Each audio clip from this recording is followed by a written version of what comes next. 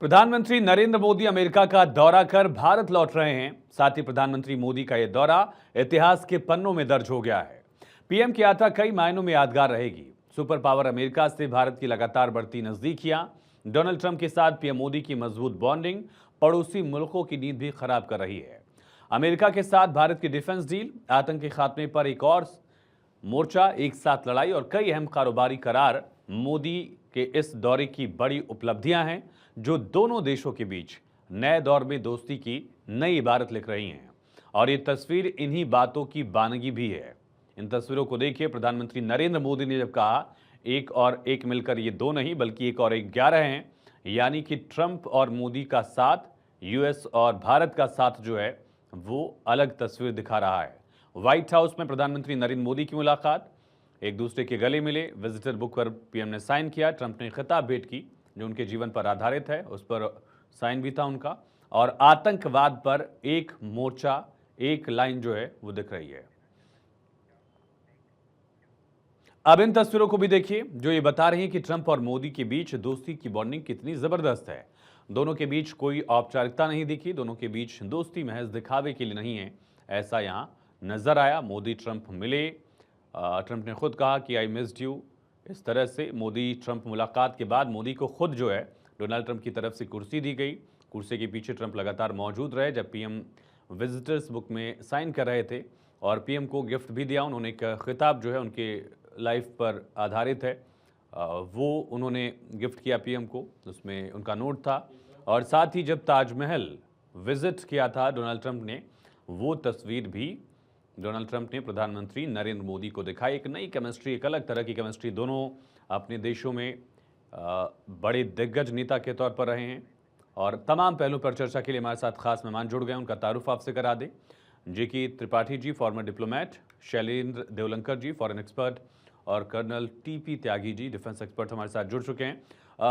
त्यागी sir, सबसे पहला सवाल आपसे ही मैं जानना चाहूंगा, जो F-35 की डील ऑफर की है ट्रंप ने, क्या भारत इस पर आगे बढ़ेगा या सुखोई 57 जो लगातार रशिया पिच कर रहा है उसको भी भारत कंसिडर करेगा? डिफेंस के मामले में पीएम मोदी के इस दौरे की कामयाबी कैसे देख रहे हैं सर आप?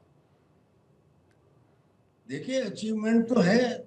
मोदी की पर्सनल तारीफ की है डोनाल्ड ट्रंप ने, उनको कुर्सी पे बिठाया, उसके पीछे खड़े रहे, I miss you, you are great, all these things are at one side. If you look at it, F-35 ये वही फाइटर एयरक्राफ्ट है जो पिछले 2 दशक में, जब से ये बना है, 31 क्रैश हो चुके हैं। पिछले साल में 7 फाइटर एयरक्राफ्ट 35 क्रैश हो चुके हैं। एलन मस्क, जो उनके डिपार्टमेंट ऑफ गवर्नमेंट एफिशिएंसी के हेड हैं, उन्होंने तो इसे कबाड़ कहा है। और उन्होंने ये कहा है कि जितना पैसा इसमें लगाओ उतने पैसे में ड्रोन बनाओ। अच्छा, ठीक है, स्टेल्थ एयरक्राफ्ट है, बेटर है, Su-57 के समकक्ष है, चाइना के J-20 के समकक्ष है। लेकिन सवाल ये उठता है कि ये हमारे आत्मनिर्भर भारत में तो फिट नहीं बैठता। अमेरिका टेक्नोलॉजी को ट्रांसफर नहीं करता कि हमारे पास आएगा।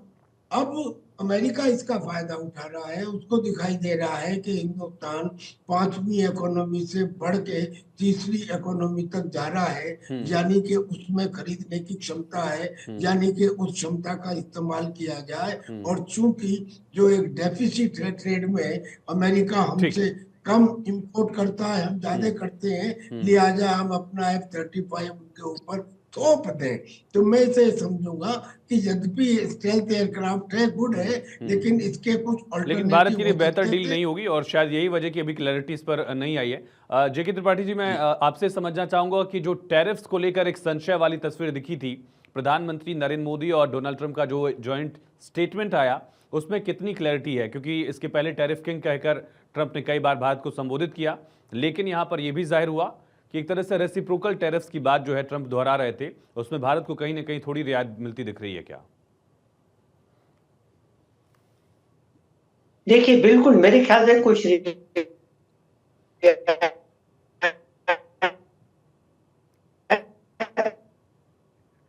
त्रिपाठी सर, आपकी आवाज़ नहीं आ पा रही, शायद कोई टेक्निकल ग्लिच ऐसे दुरुस्त कराते हैं। शैलेंद्र जी, यही सवाल मेरा आपसे, टैरिफ्स को लेकर कितनी क्लैरिटी मिली पीएम और ट्रंप के जॉइंट स्टेटमेंट से? आयुष जी, मेरी आवाज आप तरफ जी पहुंच जी, गई है मैं पूरी? सुन पा रहा हूँ जी। ओके।